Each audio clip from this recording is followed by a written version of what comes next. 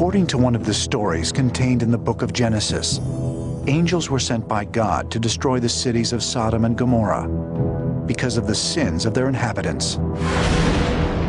Only a righteous man named Lot, along with his family, was to be spared.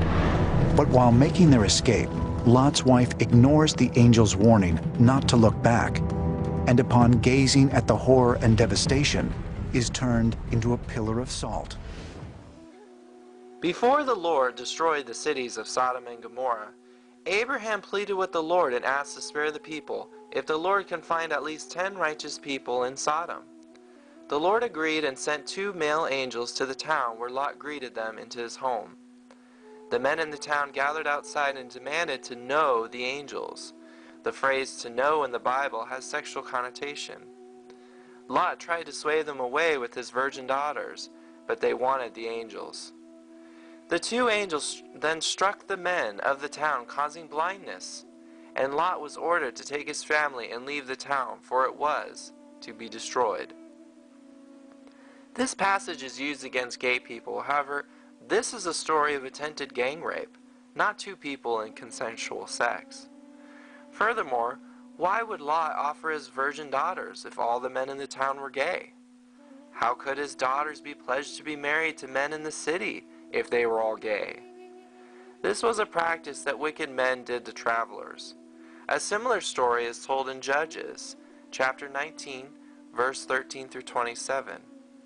In Judges, a Levite and his concubine were traveling and stopped in a town called Gibeah, which is 3 miles north of Jerusalem. While they were there, an older man offered them a place to stay for the night. During the night, a group of men in the town came to the old man's house to demand to have sex with the male traveler. The Levite gave them the concubine instead. The men gang raped her and abused her all night until dawn. This story tells that men of ancient Israel were not labeled like we are today, and many were what we would call bisexual today. So why did God destroy Sodom and Gomorrah? The Bible gives us reasons, and it's not because of homosexuality. In Ezekiel chapter 16, verse 48 through 50, the people of Sodom are described as being arrogant, overfed, and unconcerned. They did not help the poor and needy. They were haughty and did detestable things before me. In Jeremiah 23, verse 13 through 14, it says that they committed adultery and live a lie. They strengthen the hands of evildoers so that no one can turn from his wickedness. They are like Sodom to me, and the people of Jerusalem are like Gomorrah. This implies that the men in Sodom and Gomorrah were committing adultery. Adultery is defined as a man who has sex with a married woman. Once again proves that these men were not homosexuals. In Jude chapter 1, verse 5 through 9, it says that in the similar way, Sodom and Gomorrah and the surrounding towns gave themselves up to sexual immorality and perversion. Sexual immorality, or fornication, is found in the New Testament. Many people define fornication as any sex outside of marriage, but that is not what the word originally meant. It is a common belief that the origin of the word fornicate derives from Latin. The word fornix means an archway or vault, and it became a euphemism for brothels where prostitutes could be solicited in the vaults beneath Rome. More directly, fornicatio means done in the archway. Thus, it originally referred to prostitution. Furthermore, if you go further back, fornication was translated from the Greek word porneia. Porneia was a blanket term which referred to any serious sexual offenses which would include incest, bestiality, adultery, rape, hiring of prostitutes, and most importantly, shrine prostitution or idol worshiping. Jesus himself even mentioned Sodom and Gomorrah in Matthew chapter 10, verse 11 through 15. He says that if anyone will not welcome you or listen to your words, shake the dust off your feet when you leave that home or town. I tell you the truth, it will be more bearable for Sodom and Gomorrah on the day of judgment than for that town. He also said in Matthew chapter 11, verse 20 through 24, "If the miracles that were performed in you had been performed in Sodom, it would have remained to this day. But I tell you that it will be more bearable for Sodom on the day of judgment than for you." Both scriptures in Matthew point out that those that reject the truth of Jesus Christ will be punished more harshly than the people of Sodom and Gomorrah.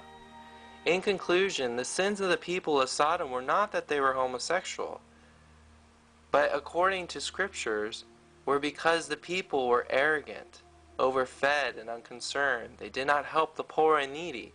They also committed adultery, sexual immorality, and tried to rape travelers who came into their cities. So why is homosexuality linked? Besides the obvious story of the men in the town of Sodom wanting to rape the male angels, the words sodomite, sodomy, and Sodom have been oftentimes wrongfully linked. The word Sodom refers to the city Sodom that God destroyed. Sodomy, by definition, means anal sex between two males or anal sex between a male and an animal. This word was coined in the 13th century and is nowhere in the Bible.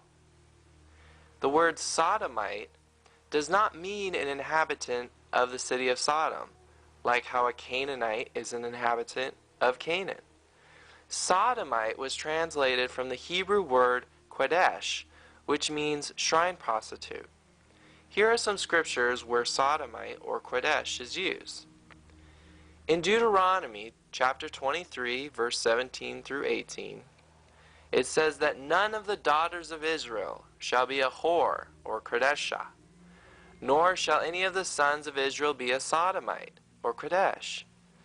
You shall not bring the hire of a prostitute or Zona, or the wages of a dog, Caleb, into the house of the Lord your God. For both of these are abomination to the Lord your God. Note that the Bible uses two different types of prostitutes. A Zona and a Caleb were terms to describe an ordinary male and female prostitute, but a Kodesh refers to a shrine prostitute. Here are other examples of the word sodomite being used in the Bible. In 1 Kings chapter 15, verse 12, it says, "And he took away the sodomites, or Kodesh, out of the land and removed all the idols that his fathers had made."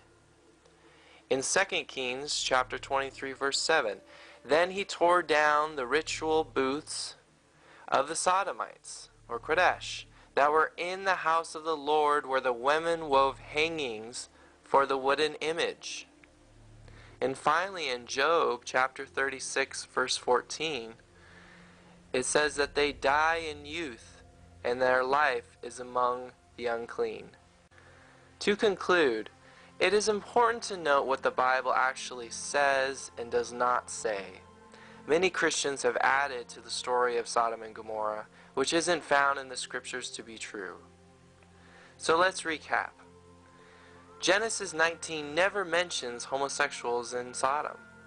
The scriptures never mention a same-sex relationship in Sodom. Scriptures never tell us that God destroyed Sodom because of homosexuality. Sodomite in Scripture never refers to homosexuals and doesn't define a sodomite as an inhabitant of Sodom. Every time sodomite is used in Scripture, it refers to cult shrine, temple prostitutes who worship the Canaanite fertility goddess.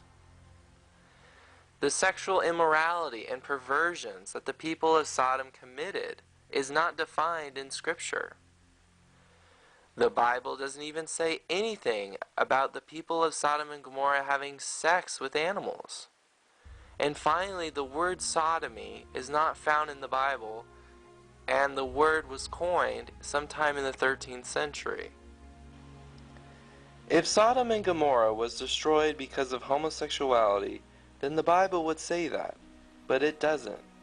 There is no evidence to back up claims that the people of Sodom were all gay, or even that they had sex with animals. It says it was destroyed because God could not find 10 righteous people in the city. Christians' attempt at comparing a story of gang rape to modern-day gay couples who seek to get married is wrong and absurd.